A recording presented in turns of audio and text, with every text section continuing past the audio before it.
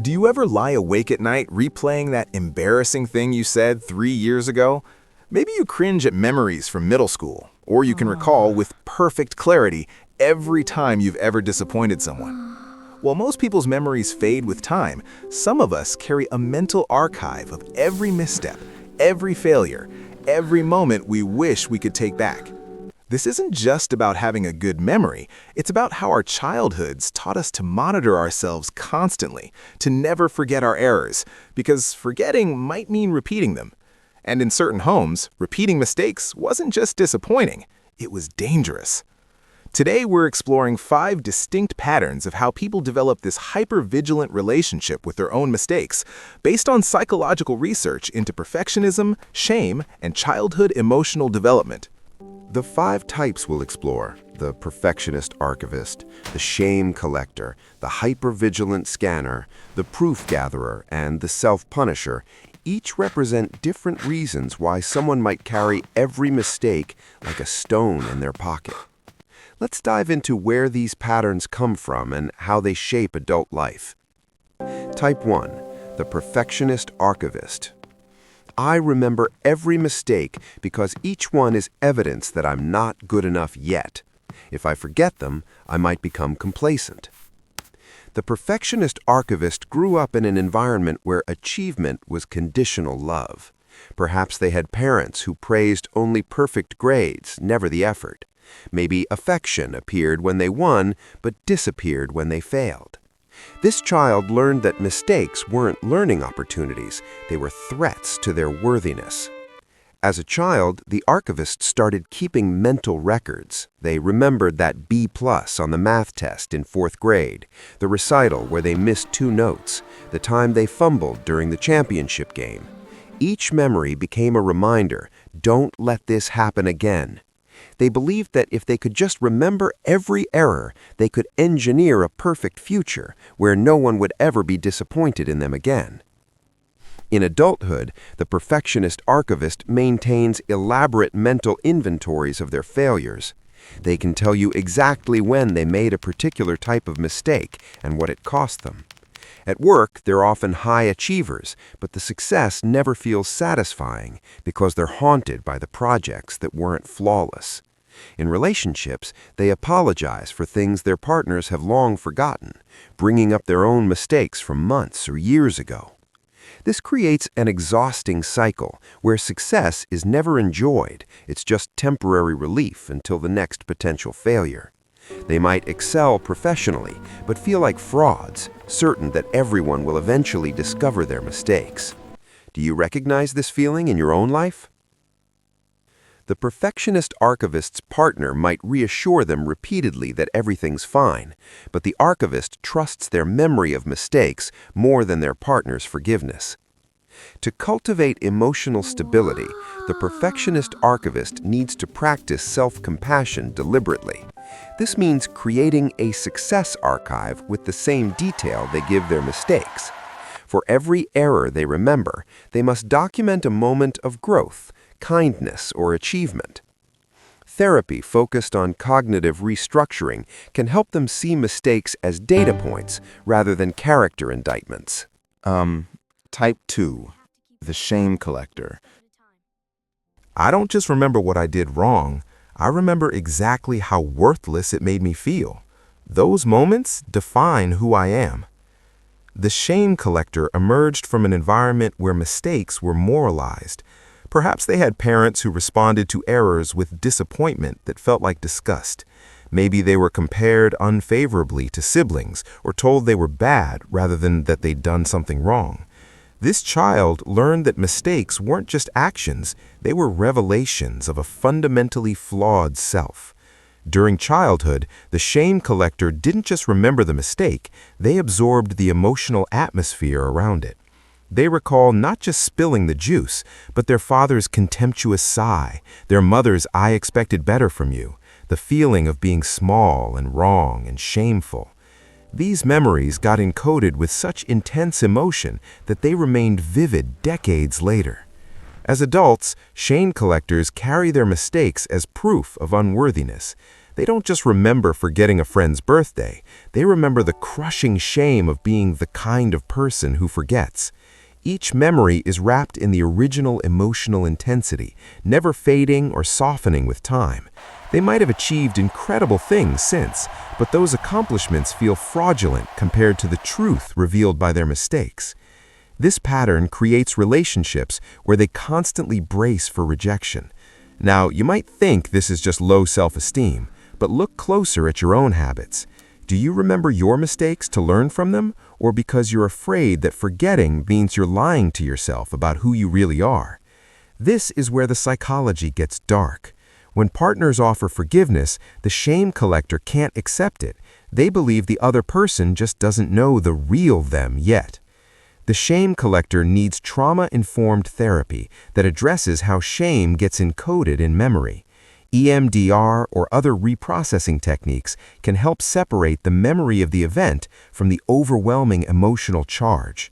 Learning to differentiate "I made a mistake" from "I am a mistake" is crucial healing work.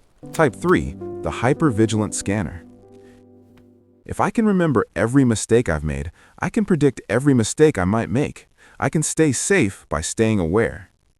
The hyper-vigilant scanner grew up in an unpredictable environment where consequences were inconsistent. Perhaps they had a parent whose mood shifted without warning, where the same action might be laughed off one day and punished the next. Maybe their household was chaotic. Addiction, mental illness, financial instability, and the child learned that survival meant constant monitoring. As a child, the scanner developed what felt like a superpower: pattern recognition. They cataloged every instance where they'd said the wrong thing, worn the wrong expression, or made noise at the wrong time. They studied these memories like a survival manual, trying to find the formula that would keep them safe. Their memory wasn't about the past, it was about predicting the future. In adulthood, the hypervigilant scanner uses their archive of mistakes as a threat detection system. Before entering any situation, they scan their mental database. When have I messed up something similar before? They're often incredibly socially intuitive, reading rooms with uncanny accuracy. But it's born from anxiety, not confidence. They remember every social misstep, every professional error, every relationship fumble, maintaining constant vigilance against repetition. This creates exhausting relationships where they're always anticipating disaster. They might avoid opportunities because their mistake memory flags potential risks. A job interview triggers memories of every awkward interview answer they've ever given. A date brings up every relationship error from the past decade. Wait until you see how this affects their decision-making. It might surprise you. They're not living in the present, they're navigating a minefield mapped by past failures. The scanner needs to learn that safety doesn't require constant threat monitoring. Somatic therapy can help them recognize when their nervous system is in hypervigilance mode. Practicing mindfulness, staying present rather than pattern matching, can interrupt the scanning cycle. The goal is to trust that they can handle new situations without consulting the archive of every previous mistake. Have you seen yourself in any of these first 3 types yet? If these descriptions are resonating, hit that like button. Your engagement helps us create more content exploring the psychology behind everyday experiences. Now, let's look at 2 more patterns that might feel familiar. Now, Type 4, the proof gatherer. I keep track of my mistakes because other people will. I need to remember before they remind me. The proof gatherer grew up in an environment where mistakes were weaponized. Perhaps they had a parent who brought up past errors during arguments, using their child's history as ammunition. Maybe they had siblings or peers who mocked them for old failures, never letting them forget. This child learned that others were keeping score, and if they didn't maintain their own accurate records, they'd be blindsided. During childhood, the proof gatherer became a defensive archivist. When accused of always doing something wrong, they needed precise memories to say, "No, I only did that twice, and here's the context." They learned to document their own failures before others could distort them. This felt like protection. If they remembered everything accurately, at least they controlled the narrative of their inadequacy. As adults, the proof gatherers maintain detailed mental records that serve as both shield and weapon. In conflicts, they can recall exactly when they made similar mistakes, often bringing them up before their partner does. I know I forgot to call you back. I also forgot last month on the 15th and that time in March. They're preparing their defense before they're even accused. This can make arguments surreal for their partners who weren't keeping count and don't understand why every disagreement becomes a historical review. This pattern creates relationships built on defensiveness rather than intimacy. The proof gatherer can't be vulnerable because vulnerability requires forgetting your ammunition. They struggle to trust that others aren't tallying their errors the way they do. Professional environments feel like courtrooms where they're constantly building cases for why they're still acceptable despite their mistakes.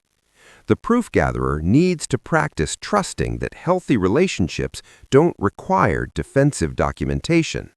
This means experimenting with vulnerability, making a mistake and not immediately cataloging it or defending against future criticism. Therapy can help them identify the difference between people who weaponize history and people who genuinely forgive and move forward. The work involves learning that not everyone is keeping score. Type 5. The self-punisher. I remember every mistake because I deserved to suffer for them. Forgetting would be letting myself off too easy. The self-punisher emerged from environments where punishment was love's language. Perhaps they had parents who believed harsh consequences built character. Maybe they grew up in religious or cultural contexts where guilt and penance were central values. This child learned that making mistakes created a debt that must be paid through ongoing suffering. As a child, the self-punisher internalized the role of judge and executioner. When they made mistakes, they didn't just face external consequences, they created internal ones. They'd replay the error obsessively, using the memory as a form of self-flagellation. The mental replay wasn't about learning, it was about punishment. If they could make themselves suffer enough, maybe they'd earn redemption.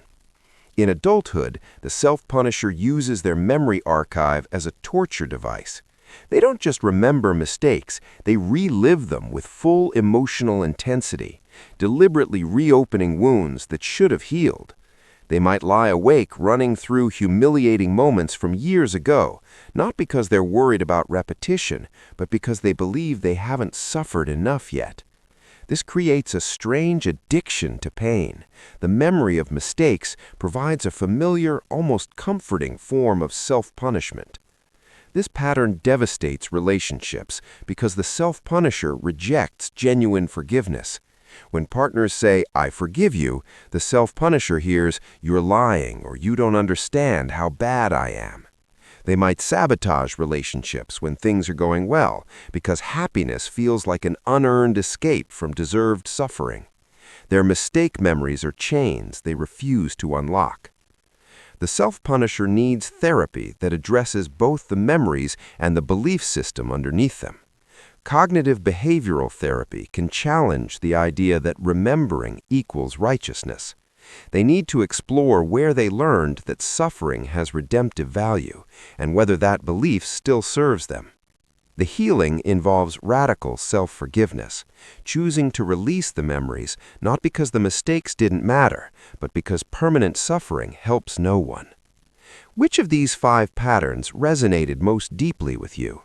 Perhaps you saw yourself across multiple types, or maybe one description felt uncomfortably accurate. Remember, your mind developed these memory patterns to protect you, whether from external criticism, unpredictable environments, or internal shame. These aren't character flaws. They're evidence of how hard you worked to survive your circumstances. The question now is whether these patterns still serve you, or whether they've become prisons. If you found yourself in these words, drop a comment sharing which type felt most familiar. Sometimes naming the pattern is the first step toward changing it.